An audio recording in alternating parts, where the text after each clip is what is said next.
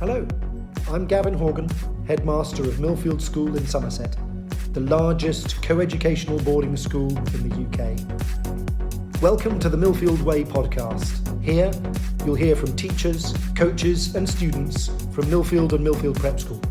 Millfield is traditionally different, and this is the Millfield Way. Hello and welcome to another episode of the Millfield Way Podcast. We have another Millfield Prep special today, but it's all about boarding. My name is Matt Davidson. I'm delighted to be joined by the Director of Prep Boarding, Carl Bingham, and Chestnut Houseparent, Harriet Duke. So, how are you both? And thanks for joining me today. Well, very well, thank you. Very well. Good to see you. Perfect.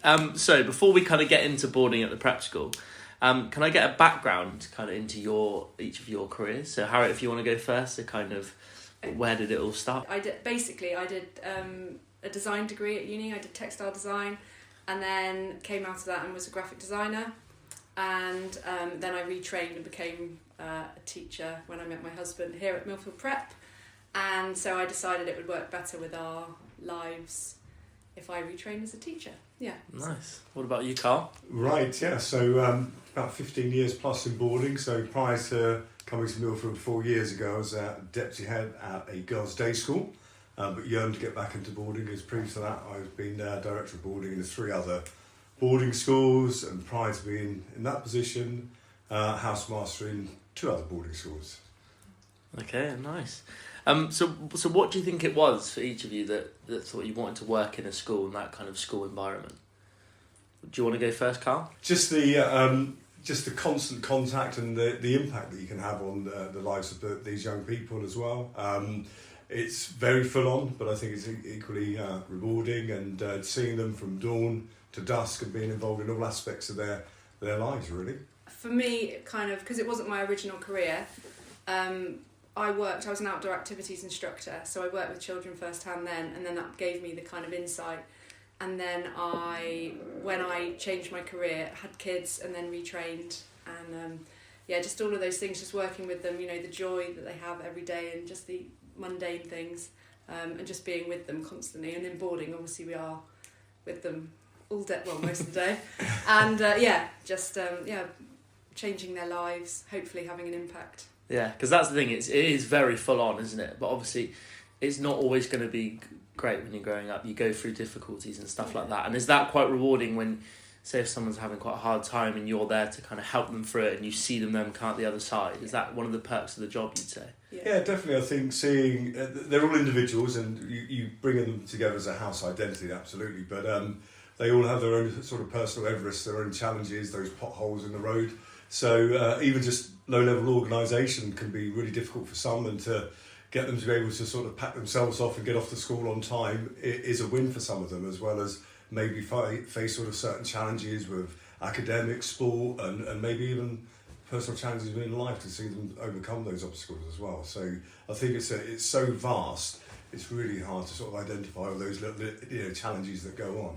Well, like you said, it is very vast, and I know this is quite a difficult question, but what do your roles entail? I know there's so much that you cover, but if you could almost summarise, Harriet, as a house parent first, I know you work in admissions as well, but kind of if you're just looking at Chestnut, what kind of does the role entail?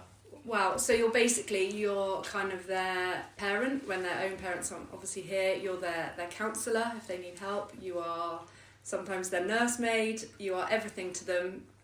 In the absence of their parents. So we run our house, I'm sure Carl's the same, they're kind of an extension of our family. You might have had a terrible day yourself, you see them, you see their faces, you welcome them back into your home, and it's their home from home, but it is homely. So you're everything to them when they can't have access to their own parents day to day. Yeah. And is it similar, Carl? Yeah, I think very similar. I think, as Harry sort of noted there, I think it actually lifts you as a person as well. If you had a long day, a bad day, a tough day, and then to be on duty in the house, I think lifts you. You feel you've got to put on a certain energy. So I think that's really good from a personal point of view. But likewise, to be there everything, I guess, in so many different ways about getting ready for the day, getting ready for the evening, and things like that. So whether it's, as I said, achievements, challenges, things that have gone really well, things that have gone wrong, and sometimes the things that they don't know how they feel or why they feel the way they do, but it's about building them up and giving them the toolkit as well. Yeah, and so for people that might not be aware, so you live in the same house, so your house is almost an extension on the house they're in. Yeah. Could you maybe describe that for someone that wouldn't maybe know how it works, so just so they can visualise what it's like? So, for example, our house, I think Holly's is different slightly, but our house, so the boarding house opens into our kitchen. So if we're not on duty, we can shut the door. I mean, we're mostly on duty all the time, pretty much. But so our literally the heart of our home comes straight into the centre of their home. And so we have our own accommodation that we live in. So our own families live in there, but then, it's just kind of a through flow into the house. And then our assistants are joined to our houses as well, same for Holly's. Pretty much identical. I've got an office. I go from kitchen to office to boarding house. So upstairs, you're probably the same. Don't you have an upstairs that leads onto the boarding house? Yeah. So ground and first floor can contact house parents overnight, and that's the same with the assistant house parents as well. So and then not all the houses do have an additional third member of staff that lives in as well. So usually one of the interns. Yeah, so Carl, you live in Holly's. Yep. So could you talk about Holly's, kind of how many kids are there? Kind of? Wow, right. So as of this year, so we've got 29 full boarders. We've got 4 flexi boarders. So girls that come in for flexi boarding 2 to 4 nights a week, and some of those extend that as they go through the year. So we've got one has just gone up to 3 nights. So we've got 1 2 night, 2 3 nights, and 1 4 night. And then some of them they put on additional nights when there's activities, events, and so on.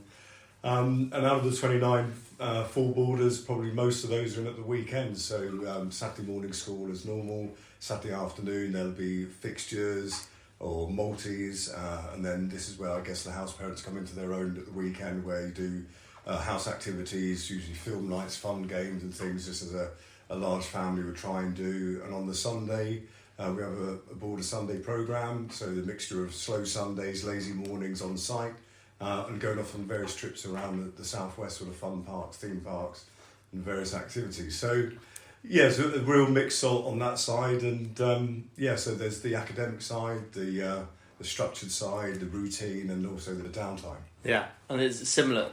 Yeah, so Chestnut, we have a maximum capacity of 33. We've got 20 full-time boys currently and 7 flexi boarders doing between 2 and 4 nights a week.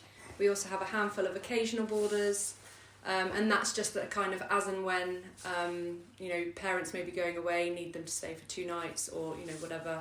So, but the flexi are regular. They do the same 2, 3, 4 nights every week. And so our dorms, we have 3s, 4s and 6s. And usually same year group, but sometimes depending on the numbers in each year group, we might have to put, say, year 5s and 6s together. Yeah. But generally they're in their own age group dorms. Children have a choice not the first term necessarily, but have a choice who they dorm with. And we try and work out, in our house, I don't know what it's like in Holly's, but in our house we try and put them with at least one person they've chosen. Yeah. You can't. So they get an input as well. So at the end of each term, I guess similar is we get them to write down sort of 3 or 4 names and try and give them at least one of those names. Sometimes you get lucky, you might get 2 or 3 of those names as well. But we try from a house parent point of view, it's about developing relationships as well. It's rather than sort of just have little cliques sort of develop, is to move those friendship groups around so it opens up. And it tends to work really well. Sometimes you need to manage it, but sometimes it just generally flows as well. So, and there's a mix of ages. So what is the earliest age you can board from? So in Chestnut we take them from year 3 and Champion. So we have the full range from year 3 to year 8. Yeah. And Champion's the same for girls. And then Holly's, Bill and Edgerley Manor have them just currently year 7s and 8s. So last year we had year 3 boarded for girls. So in Champion it's year 3, 4, 5, 6, 7, 8 all the way through. So this year we've got year 4 upwards. Yeah. Well, we'll get on to flexi boarding a little bit later on, but you mentioned there you have the slow mornings and kind of weekend activities. A word that gets mentioned a lot at Millfield Prep is opportunity. And being a boarder, that is almost kind of multiplied by 10, isn't it? Because there is so much they do throughout the year. Is there certain things that you could, maybe trips that stand out for you or anything like that? Well, yeah. They love paintballing. That always worries me. But paintballing's a big one. So flip out. Flip out. Air hop. The Dorset Adventure Park down at Corfe Castle, so they do like a mud run obstacle course, and then the giant inflatables on the small lakes there. Bream Theme Park is usually pretty popular. Western Pier, again, another popular one.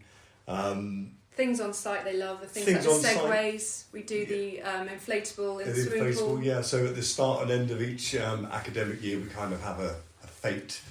So we get the inflatables, so we had rodeo ball, we had surf simulator, we had 90-foot assault course. Oh, yeah. Lots of They're lucky, aren't they? Yeah, we've got Zorb football as well. Yeah. I remember seeing the photos kind of when they do these events. I always think, if I was at school when I got to that, I would have absolutely loved it. Yeah. Because every weekend there's almost something new I see that go, oh, I didn't know we had that. Yeah, definitely. And I almost want to kind of go and try it. Yeah. Because it does look great. Yeah, it's a whole mix, and we're constantly trying, as a house parent body, we meet every week as well, and we try and sort of refresh things where we can. There's the bit that they like, the things they like all the time that we keep going, but trying to think of a new game, a new activity, and likewise in the houses as well. So it's not just what's necessarily put on as boarders programme, individual houses, keep it fresh and do a mixture of activities as well to keep their cohort happy and active. And I think with that, one of the things I get asked in admissions a lot is it just a weekly school? A lot of schools empty out at the weekends, whereas because we've got such an overseas, vibrant boarding community, most people generally stay in at the weekends. So actually there's a really nice buzz on the weekends too. It's not, 4 in a house. It's most in our, we've got 2 going home this weekend. So most of ours are in. Yeah. So that's really nice. Yeah, so from sort of looking at the Sunday activities, and certainly I get a good idea of the numbers. We're going to be 85, 90 most Sundays. So if you think we're around 118, 120 boarders, and some flexis come into that as well, and we encourage that where it's all possible. So it's the odd weekend when might be just an overlap of different activities going on, the boarding numbers might come down, but I think if you look at about 80, 85, that's probably a good benchmark, and no more than 3 or 4 or 5 from each house going home. Which is good, especially if you're trying to build a community. If everyone is there on the weekends, it kind of helps to keep that together, doesn't it? And that's when they get their downtime. They're not in the structured lessons like we have in the week, so they can just be 12-year-olds, whatever, with their friends in there. And if we have a lazy morning, they're just, it's like being at home but with 20 friends, and you're watching films or playing out, kicking a ball around, but with each other in sort of structured, unstructured downtime. Yeah, nice. And just back to you two, we'll get again back to kind of the Sundays and the slow Sundays, but experience as a boarding parent, is there anything that you went into when you started the job that you've completely changed? And with the experience, you've almost gone, I might have seen it like that at the start, but now my opinion on it's changed, or any way that... Oh, I think it certainly, from a teaching point of view, it opens your mind, it's certainly a boarding school as to they're not just children in a classroom, you see a much bigger picture, and it gives you a greater understanding of some of the things you mentioned earlier, challenges that they may have, and you get to know the fun side as well, and you get a better understanding of really getting to know those individuals, and then when you do come across them in teaching, I think you can reach out to them a lot better. So I think from that point of view, it's opened my eyes to not just sort of having to feed somebody information in a classroom. It's about something far bigger than that and far more special than that. Yeah. I think one of the things we've really found, we took over from some house parents who'd done 28 years here, and they made it look effortless. They were so organised, so in control of everything, they made it look effortless. And so we kind of thought, we were being assistant house parents anyway, and we took over thinking it would be the same. And the learning curve from assistant to house parent is huge, and it's not hard work, it's just there's a lot of it. And so actually you get very organised, very disciplined with how you do everything. So that was an eye-opener. So not necessarily doing anything differently, but it was just a real an awareness of what the team are doing and how important the team you have in your house is. Definitely. And no one day is the same, and no one year is the same. You get different cohorts, and even if your cohort doesn't change much, they're growing up. So if I think about Holly, some of those girls in year 8 now have been with us since year 6, so they've been there their third year. Yeah. And they're totally different in how they've sort of grown as individuals, in the house as well. They establish the house ethos as well. They're very much part of that, like the DNA of the house. Yeah. I know there's obviously you have a lot of responsibility in your roles, but do you feel like the trust that you kind of develop with each individual helps you then, maybe if they're struggling, they feel like they've got someone they can go to and they can kind of talk to you about anything, that pastoral kind of side of it? Yeah, and I think I'll hit upon what Harriet said about the team. I think that's really important about those having your 4 or 5 other staff that take a lead on different nights and things across the week. That we empower them as house parents to be very much involved, and they reach out to the boarders in the house, because I think sometimes the boarders might be a bit sensitive to come straight to the house parent because of the title. They might go and take another problem somewhere else, and I think eventually that feeds through to us. So I think that's really good on that side. So I think from a house parent point of view, I like the idea that if we've empowered the pupils to speak to any member of staff in the house, it's only a good thing. So whatever that challenge is that they're facing, that awkward question, they're growing up and they're going to be finding out things about themselves as well. They might not be happy to talk to somebody, person A, but they go to person B. So I think it's very much. There's a lot of people that they can go to. Yeah, Definitely. and I think it's a skill in itself as a house parent to sort of get that to the boarders, but get that to your staff team as well. But across the boarding, I'm pretty confident. Yeah, and I think that's one of the things as a school we excel at, as in we know the children, you can see they can come back from the minute they get home that day. You can see what sort of day they've had, if they're exhausted, they might be bedraggled, they've lost their jumper, whatever, you can see immediately because we know them so well. And that's it's not just us, it is the extended team. It's the evening helpers who, they're an extra pair of, pastoral ears while they're folding the laundry, they can hear. Absolutely, yeah. It's that, and it's knowing those little nuances of their individual behaviours. Yeah, because people might see kind of Millfield Prep as a big boarding school, and there's 114 boarders I think we've got at the minute, as well as Flexi. And people might see that and think, maybe my child won't get kind of that one-to-one care, but it's not the case at all, because there is so many staff and you get to know each child individually. Yeah. You do pick up on those things. You can tell if someone's had a bad day, don't you? Yeah, they're definitely not a number, and I know that worries, in bigger establishment it worries that they just fall into the sort of the background, and certainly staffing-wise, all the houses are staffed, well, on a typical evening, certainly Monday to Friday, there'd be 4 members of staff on. 2 of those would be your sort of evening helpers, matrons, and then 2 of those would be your sort of house leads, house parent, assistant house parent. Weekends probably go down to sort of 3 members of staff over the course of the weekend, but again, enough members of staff to be able to deal with those situations, support the boarders, and supervise, etc.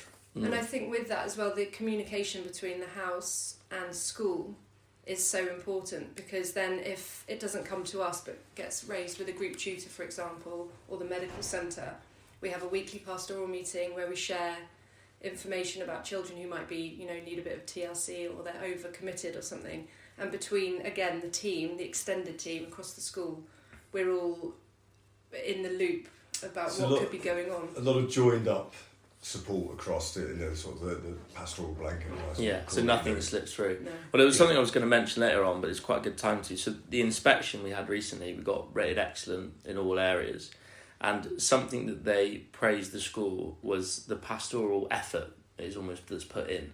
So there's so many people you can talk to, but there's also like teams that you say are put in place, there's meetings that are weekly put in place just to make sure nothing is ever missed.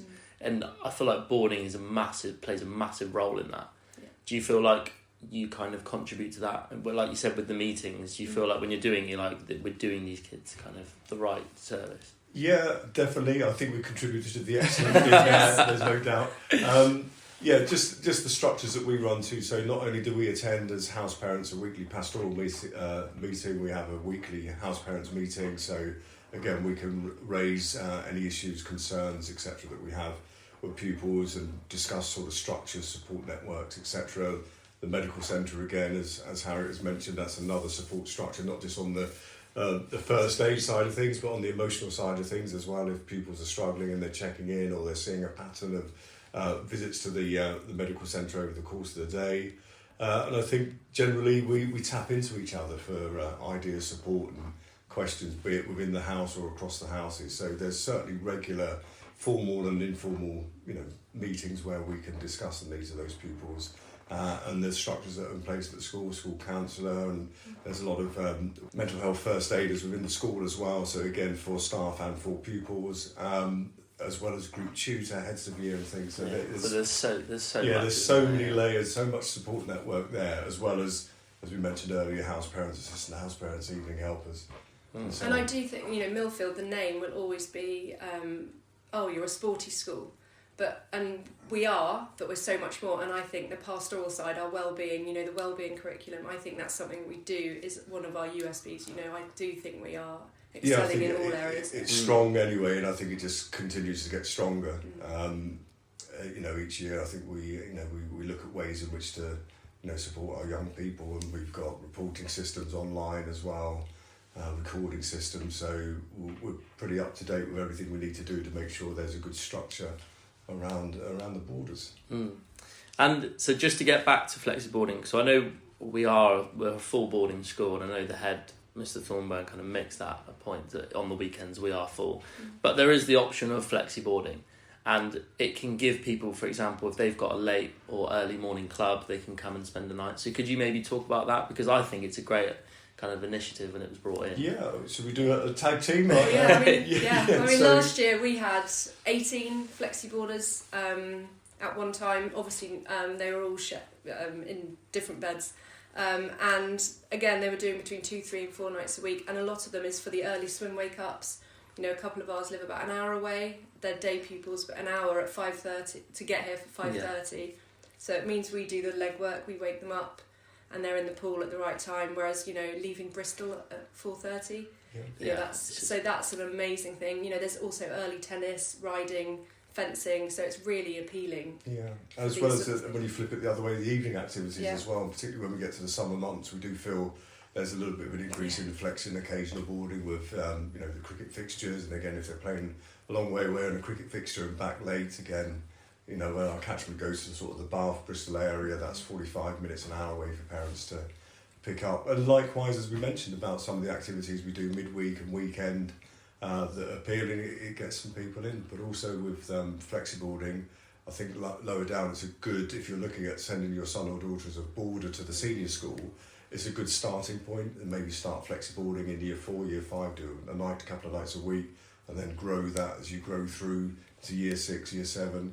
And quite often we see flexi-boarders in year 8 transferring to full boarding, be it for a term or 2 terms or even for the year. You've had a few over the last 2 or 3 years. So I've got, even in year 6 and 7, gone from 2 nights a week suddenly going 2 terms later full boarding, and then they go all the way through to Millfield. So it gives confidence, I guess, twofold really, not just to the boarder but to the parents as well, because it's a big thing for parents as well to big step, isn't it? Definitely.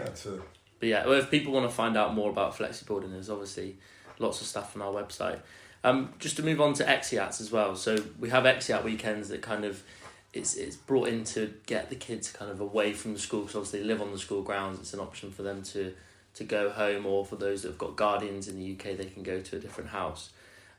So kind of what does that entail? Is it nice for the kids to just be in a different place for a weekend? Is that the idea? Absolutely, we're very strong advocates of that, and to get off the treadmill moves at 100 miles an hour. And to give everybody, and pupils included as well, that respite away from school, to go back, meet up with friends and family. Some of them, as we mentioned earlier, full boarders, so that's their only opportunity to go home. And I think just to recharge and reboot from there. And with our overseas boarders, so they all have to have a UK-based guardian. Now, some of them don't necessarily go to the guardian, but the guardian agency can find host families. They're always lovely, nurturing, kind families nearby, and then they can just go to them. And one of our boys, it was around the COVID time when we were open but in bubbles and everything, but he always went to the same one. So they will build a relationship with their host families as well. So it's not, the overseas boarders still get a nice home environment for the weekend. And I guess sometimes the issue can be if people go home for the weekend, they come back, they might struggle with being away from home, and that kind of creeps in again. How do you deal with that? Like, what's the provision for people that are homesick? I think it's just case by case because it manifests itself in so many different ways, and we do find that exats half term, particularly if somebody started struggled at the beginning of the term, they do take a backward step.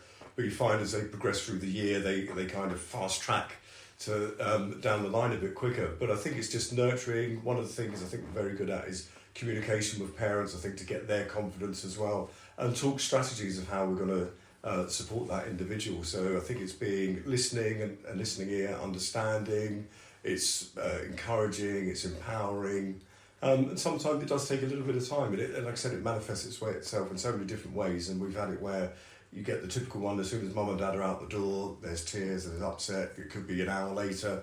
We've had it where it's when they're getting ready to go home because they're so excited about going home. They're going home on Friday, it's only Tuesday, they can't wait, and the emotions come out. So I think it's just an individual case by case, but good communication with homes always helps with those kind of situations. Something we do when they arrive, well, I was going to say September, but they also come throughout the year in January and April.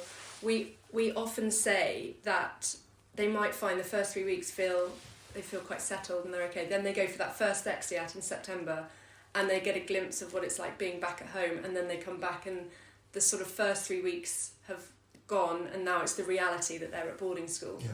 So we pre-warn parents. It might never happen, but we kind of pre-warn them that they might see a bit of a slump after that, and then that sort of helps them to focus that actually they can be more aware of it, we can be on board. But actually it might never happen. Some people absolutely just plough through it, and no doubt there's little moments where they feel missing mum and dad, missing home, etc. But they just go on again, probably to all of the things that we spoke about that we do well, that lifts them, that keep them involved, keep them busy. And it's often harder for parents being at home than, they've dropped their child off and they've suddenly got 30, 25 friends, new siblings and peers. But at home, mum and dad who've had their daughter gone or whatever, and they think it's far worse, and actually they're having the best time. Which is quite common to get an email saying, I haven't heard of them before, etc. But they're busy in the house, they're busy in the school as well. So it's difficult managing that. So I think one of the key things for us when we do stumble across those problems is communication with home, so we can put a strategy in and relax the parents and say, well, it is natural, of course it's going to happen, we'd be surprised if it didn't, and then just discussing how we need to sort of move them forward. What are the boarders allowed to them to contact home? How often are they allowed to talk to the parents? Because they all have their own devices, don't they? But they're only allowed to use it at certain times, is that right? They do, yes. Yeah. So when ours get back, after prep finishes at 6:30, they have a window of about an hour and a half between getting back to house, or if you're year 8, you do your prep in house. So 6:30 till 8 is when they can contact home. Some literally have a quick check-in for 2 minutes. Some talk for half an hour before they go and shower and snacks. It's whatever works for them. It's again individualised. And they can FaceTime. We've got landlines that the parents can phone in on. They can use their phones. Pretty much they can have as much or as little contact as they want. There's another opportunity to call every day. And also for international boarders, obviously we're very aware of timelines and time zones. So, certainly we allow tech in the morning for those that need to call before school, because it'd be too late by the time they get back to the house in the evening and things like that. And then at weekends as well, when we have our slow Sundays, we give a little bit of tech in the morning as well, so they kind of get another hour. So again, they can use that to FaceTime, call home, etc. and check in.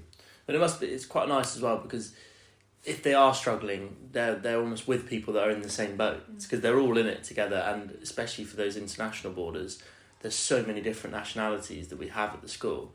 So you're meeting people from kind of all corners of the world, and you're also in the same position. Yeah. So they must almost rally together if they are struggling. Do you notice that if someone's down, you notice the few of them kind of put their arm around and say, they do, and I think probably just as equally in the boys' and girls' houses, but girls' house in particular, we see it where if somebody's been a bit wobbly or struggling, not long before there's 2 or 3 arms around them and trying to pick them up and be supportive and be encouraging. So we've got boarders that have obviously been with us for a while. They really much take a good lead in helping, settle and support with a sort of buddy system. Buddy system, and then but also it's nice when there's a reasonable number of boarders who are at the same starting point, so they don't feel sort of left behind. They're there together, and like I said, that with help from staff and indeed experienced boarders, it soon moves them on and it's usually fine.